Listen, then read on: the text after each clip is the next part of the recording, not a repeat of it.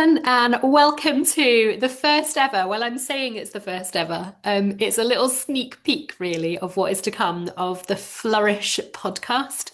I'm Lisa Campbell. I'm here with Ali Campbell. We are married. I feel like we should make that clear from the very start, just to explain how we interact with each other. But for ages, Al and I are both in children's and youth ministry. Al runs something called The Resource, which is all about support and equipping for children's and youth ministry within churches and organisations wider. Have I got that right? Yeah, Yeah.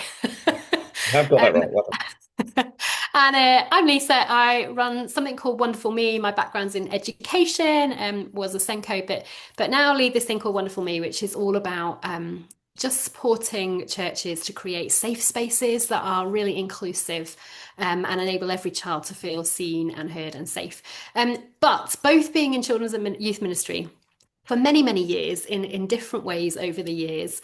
Our household, and our conversation with Al and I has often been really in-depth, gritty conversations about youth and children's ministry. And over the years, many times we've been like, oh, if we could just have hit record on that conversation, that would make a really good podcast. So it's something we've talked about for years, and we are finally having a crack at doing it. So the series is going to go live in January, the first ever. And yeah, Al, do you want to tell us what we can expect from that moving forward? so yeah, when we launch in January with a full-blown series with episodes coming out regularly, we're going to explore, I guess, the why of youth and children's ministry. Why do we do what we do?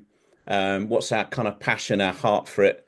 Kind of underneath all of that is maybe our values, thinking about our approach as well. And then getting into some of the nitty gritty of practice and what that looks like. And sometimes there is this disconnect between our practice and between our values. And we feel like we lack peace about those things. So we're going to explore all of that kind of stuff. And in the mix, we're going to look at reflective practice tools, ways in which we can encourage and support one another in our ministry, and hopefully give you some takeaways at the end of episodes for you to think about your own practice and what that looks like in your own context. Yeah, cool. So if you want a little bit of a fly on the wall insight to what it's like in the Campbell house, tune in. It might get crazy, but we are going to go for it. So we just thought it'd be nice to do a little bit of a teaser intro, but also partly because we have been dying to really kind of unpack um, a series that we've been watching together. And having said many times in the past, oh, if we could have just hit record, we were like, right, let's hold fire. Let's do it as a kind of intro to the podcast. So, Al, we have been watching Freddie Flintoff's Field of Dreams, Series 3. We've watched Series 1 and 2 already. We loved it. And so we've tuned into Series 3. Yeah, and what's the thinking so far? What's your So standout? yeah, so if you haven't watched it, just a quick, very quick, kind of 30 seconds what it is. Freddie Flintoff was captain of England cricket team, incredible all-rounder for England. He's just gone into places where there's no history or kind of record of any young people really engaging with cricket. So he started in his hometown of Preston. He's now doing things in Manchester and Blackpool and Liverpool. And he's essentially going where there's groups of young people with not much going on and trying to get them engaged with cricket. It doesn't sound as if that is going to be an exciting kind of series to engage with, And does it? I'm not a sporty person or whatsoever. Al, bless him, that's definitely something that is just a you thing. Um, but Sad. I have loved it, if that helps Yeah. set the So, context. because you can't watch it and not think of him as a youth worker, just the way that he naturally engages with young people. So they've no idea who he is.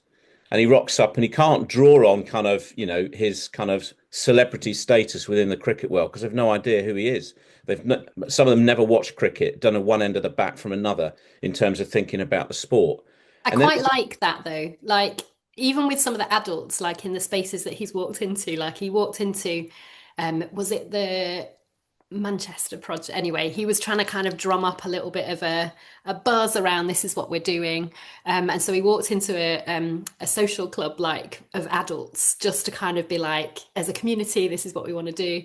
And he was like, I'm Freddie Flintoff, literally like tumbleweed moment, which is like, I mean, we all should have those moments, Yeah. shouldn't we? Like, I've just, it's a really great grounder, but he totally is chill about that.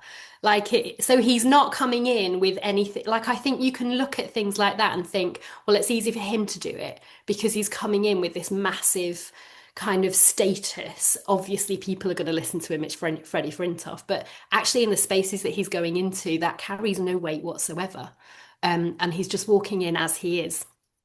It's really encouraging actually that nobody knows who he is because I think, in our youth and children's ministry practice, even in a local church, we can sometimes feel like, nobody knows who I am. It doesn't, nobody's in, I've got this role, but what does it even mean?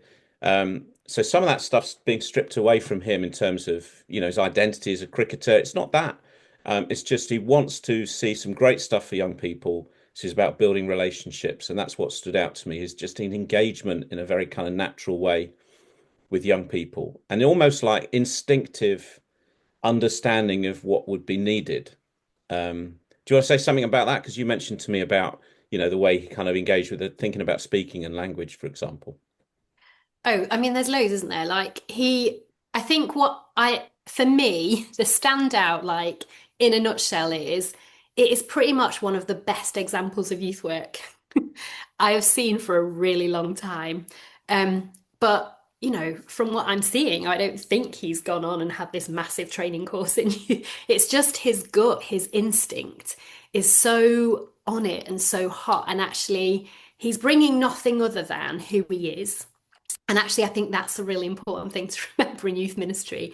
Like, often we are our greatest resource. And I think we downplay that a lot of the time and we forget that, or we just think, well, I'm not, who am I? What do I bring to it?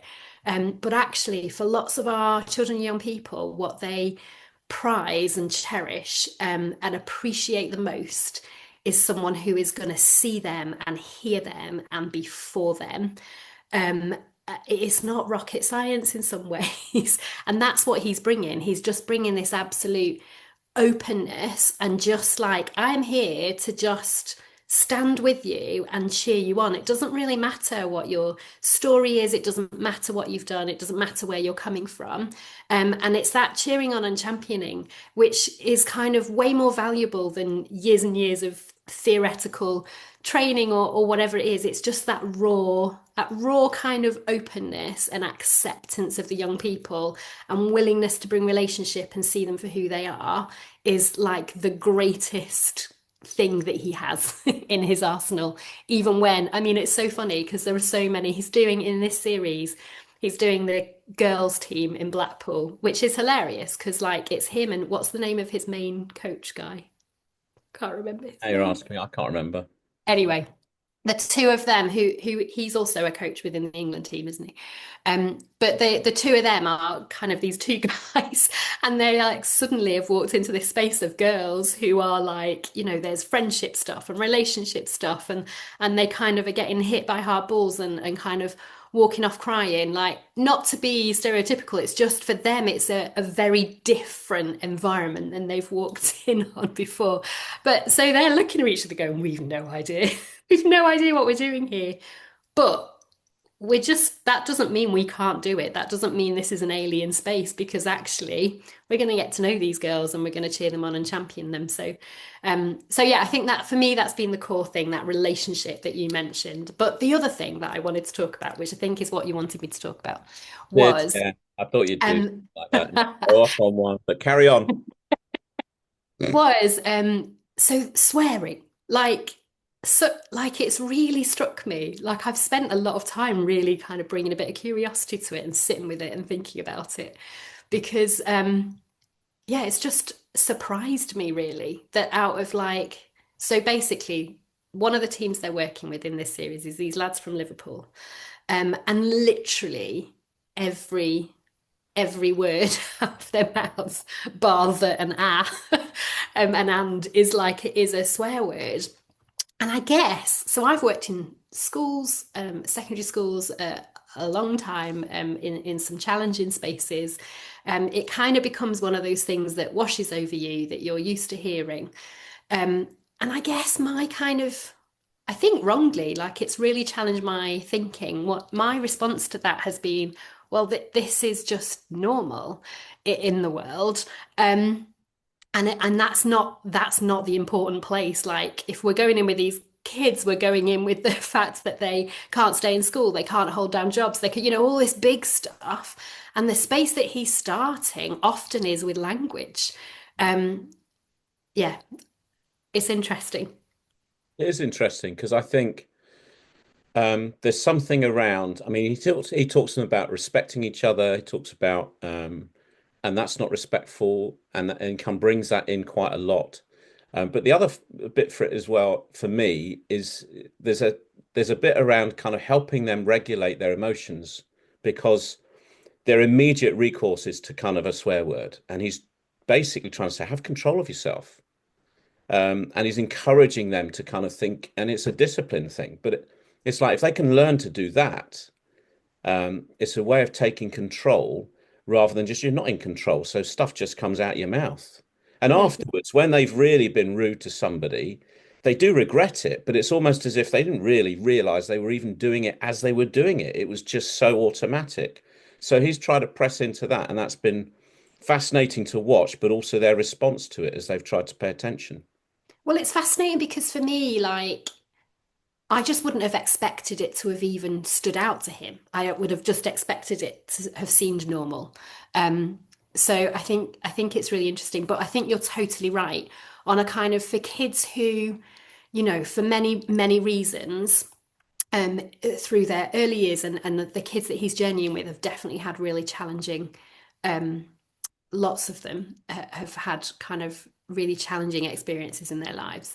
And so, for everything that we know about trauma, we know that shapes brain development in a way, and that kind of that process of learning self-regulation with your emotions is massively shaped and affected by that, which means that lots of our kids, we're kind of expecting them to be able to control themselves, but they haven't gone through that brain development that enables them to self-regulate. And I think you're right, like the kind of language thing is a very specific thing, but what he's actually teaching them is so much more than thinking about their language. It is learning to regulate with a very specific thing that actually has much wider implications for then how they control their emotions, their anger, their not control them, but journey with them well, and that kind of self-regulation. So it's like a really specific thing to have started. But what I love is that he is not doing it in a way that is condemning or shaming in any way, shape, or form. There's a real kind of playfulness. When we get into the kind of first series of the podcast, we're going to explore the Flourish model in a bit more detail and look at the PACE approach as part of that. PACE stands for playfulness, acceptance, curiosity, and empathy. And we'll explore that in loads more detail moving forward. But that kind of playfulness that he brings in it, like there's an episode where he's really kind of bringing a bit of challenge around the swearing, but he does it in such an accepting way. And it is not like we're not going to do this, and if you do this, you're not acceptable. There's a bit of a kind of banter of like, well, I'll give you 20 words or I'll give you 10 words. No, we want 20. They kind of come up with this agreement. And even when the lads are kind of slipping up and coming up with words that they've said, look, we're just going to try and not do that here. There's a bit of a laugh and a joke about it that still says it's all right. We're still for you. You're still part of it. Strike one off. That's one word. Let's keep going. But there's a playfulness and acceptance in it, but drawing their attention to it gently. So yeah, just brilliant. He does I it also, really, really I well. also think on playfulness, just to throw this one in there, when I mean this is kind of spoiling. Well, it doesn't spoil it, so still watch the series. But he brings in a kind of team from the police to play them, Oh, that play is a one bit of of the a teams, spoiler. and sorry, that is a spoiler, So sorry if you haven't watched the series yet, because that is a spoiler out. but it is brilliant. And the reason I want to mention it is because there's two things happening, I think. One is those young people, he knows them enough to know actually the police are a challenging kind of idea and people. And lots of people in that community just don't get on with the police, don't trust the police, hate the police, all the rest of it. And those young people have picked up on that. So there's that attitude to them already. But then when they play as Sorry, can I a just team, say, just now that you've brought a spoiler, just saying it super quickly yeah, doesn't erase that fact. So does you it can, not let's change go the with it. fact? Let's sit Okay. with it. We've So done the spoiler. at one point, when the teams got together, they play the police. So the police, so the fact that they're playing them, it's just there's also this intense desire to beat them. So the other thing it does for the team of young people is really galvanize them together. And it's like he knows that, but there's a playfulness around bringing those two things together, thinking, I want you to understand these are just human beings like you are. And I was just, just very quickly thinking about what is it in our own practice where we struggle with things being different, like churched young people and young people from the community, never the twain shall meet, or whatever it is. Like, what would it be like if we brought them together, not in a competitive game of cricket, but just in terms of doing something together? Why not? So relationships are built, and we can see one another as humans, which is what he's doing with that kind of game, which is And great. that is what happens, isn't it? Like there's space to kind of go, oh, you're not what I thought you were. And like the journey is remarkable that happens in that one game. And the power of story and the power of kind of coming together and kind of getting to know each other is massive. It's really, really big. Um, we could keep going. Good, yeah. And this was a teaser, This is like longer not a than we full were episode. anticipating. So yeah, I mean, we haven't even talked about the why. Like the why for me, I think is the standout. Um, in everything that he's bringing. Like he's continually asking why.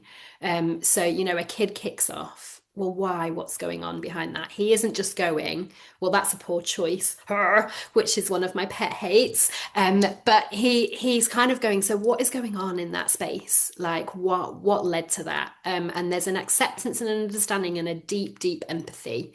And then a standing with and a cheering on and a championing.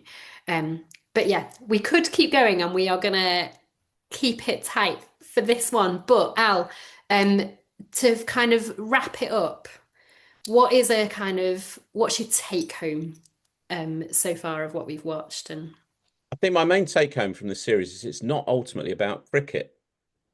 So it is about giving young people a sense of purpose, meaning, and he brings such a hopeful approach to what he's trying to do. Like there is always hope, even when things aren't going well. He's constantly thinking about it doesn't need to be like this. We can change this. This can be different. And I think the only thing I think is missing, and just thinking in terms of our own practice, if we bring that hopeful approach, if we can be playful, if we can meet children, young people where they are, what we bring as well is hopefully is prayerfulness. And actually, we don't do it on our own. We do it in the power of the Holy Spirit. hmm, So while we're the best resource in terms of ourselves physically, we also draw on who God is, who He sees those children, young people as, and prayer. And I'm like, just what a combination potentially. If we could bring that kind of hope to our communities with ourselves being ourselves, and the power of the Holy Spirit and prayer, what couldn't happen, basically. That's my take. amen to that. Brilliant. Thanks so much. So, hopefully this has been a little bit of a taster. If you would like to hear a little bit more of Chat with the Campbells, then I just January say the series isn't called Chat with the Campbells. The series is we could called rename it. the Flourish podcast. The kind of first series of the Flourish podcast is going to go live in January, we hope. And we'll be looking at the Flourish model over a few weeks. So yeah, tune in.